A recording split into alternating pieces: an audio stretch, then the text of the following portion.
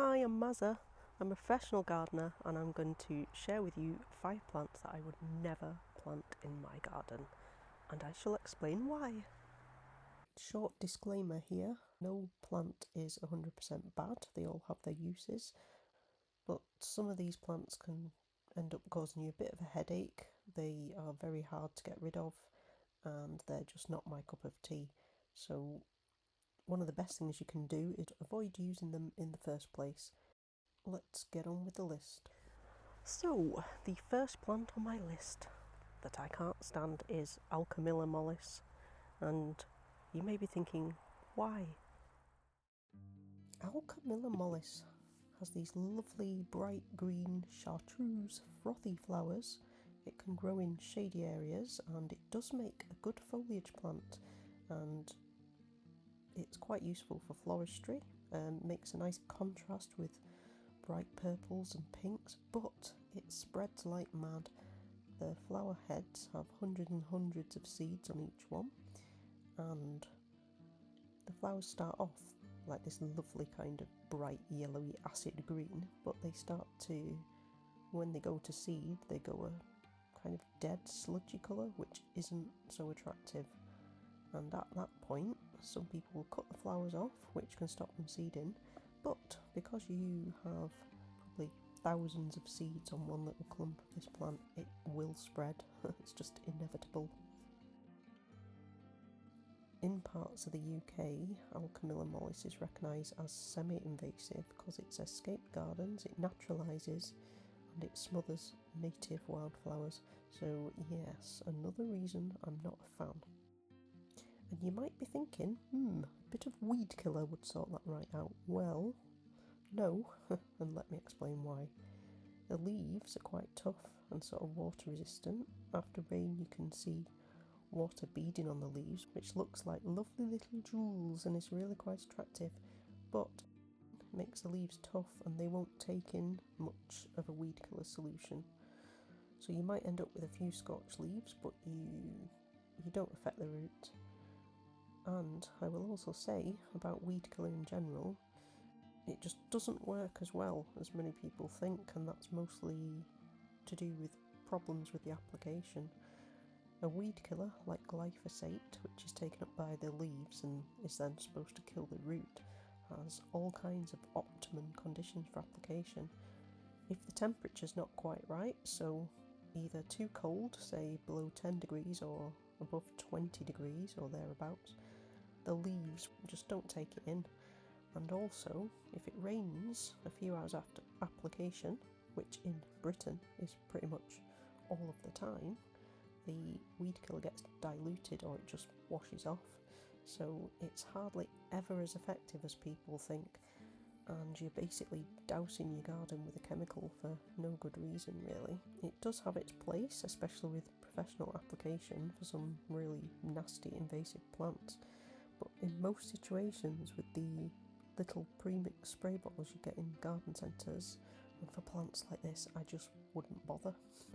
And the worst place to have them, in my opinion, between paving slabs and stones. So you can see that in this garden they've spread themselves into the little cracks between block paving, and I had to resort to a chisel to try and get them out, but even so you've got this woody kind of rhizome root which is very hard to get out from the cracks. So the second plant on my list is pendulous sedge. Even when I say those words I just kind of think, why? Why would you plant it? So we have pendulous sedge looking spectacular here next to a pond, or maybe just ugly depending on your perspective. Personally, I just don't think it's a particularly nice plant to look at. The foliage is a kind of dull green colour which just kind of gets lost in shady areas. The seed heads are a dull, boring brown. For the icing on the cake, just like Alchemilla, pendulous sedge spreads like mad and is invasive in some parts of the UK. it'll just spread like nobody's business through your garden. Each of the seed heads has hundreds of seeds, and there are of course multiple seed heads on any one plant, so it's just going to be everywhere through your lawns and borders, and it'll get into any little gaps at the back of borders and in shady areas. You might not notice it until the new plants have matured, and then they'll just be pumping out hundreds of new sedges to populate your garden.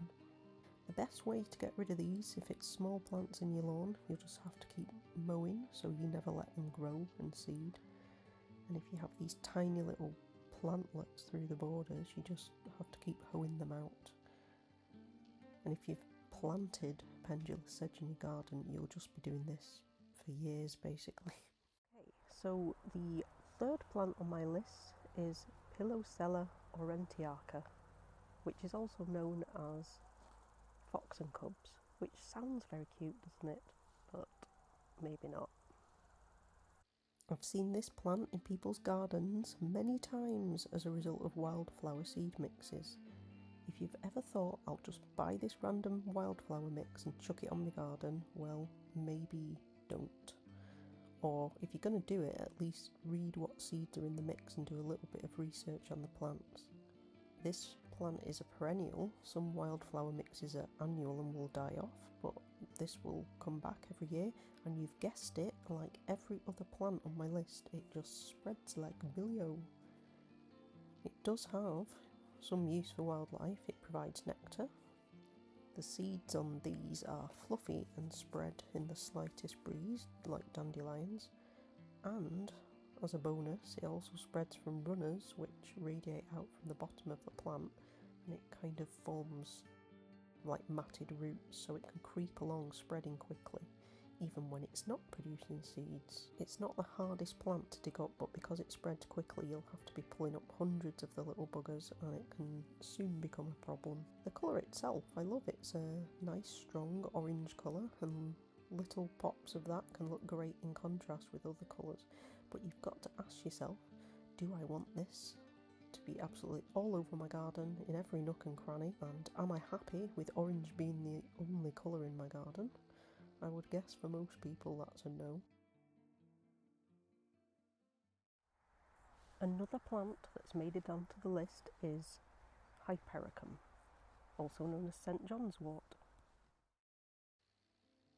St. John's wort is a shrub which is attractive to bees, and it has nice yellow flowers, but it's another plant that spreads freely. It has these berries which come after flowering, which some people really, find attractive, and it does get used in floristry, but it propagates extremely successfully from these berries, and the problem is that it has quite tough woody growth being a shrub, and it's a nightmare to get out from cracks in walls that it manages to get a hold in. So you can cut it back, but it'll just keep growing back and back. It's quite tough and unfussy, and you'll often see it used in landscaping for difficult or low maintenance areas, but that might be another reason I just don't like the look of it, because it screams unloved supermarket car park to me, which might be a bit unfair to the plant, but there you are, that's my personal view. And last but not least on my list is a plant that's so bad it's basically illegal. It's Cotoneaster. Cotoneaster, or Cotoneaster, I think you could pronounce it either way, is designated as invasive under the 1981 Wildlife and Countryside Act. It's specifically Cotoneaster horizontalis, which is one variety, and you can buy it and you can put it in your garden, but you can be prosecuted for letting it spread out from your land. Like a lot of the other plants on this list, it'll just spread and spread and spread. The plant gets around by the birds eating the berries, and they'll be depositing it around your garden and everywhere else before you know it. Like St. John's wort, the only way to truly remove it is to dig the roots out, because it's a woody shrub, but that's really, really difficult in walls and pavements, so you either need to keep cutting it back just again and again and again, year after year, or you can use specialist weed killer for trees and woody plants. All in all, with the legal issues around this plant, I think it would be pretty foolhardy to plant it in your garden. If you want a wildlife friendly plant with berries, I would just go for holly instead. So there you have it.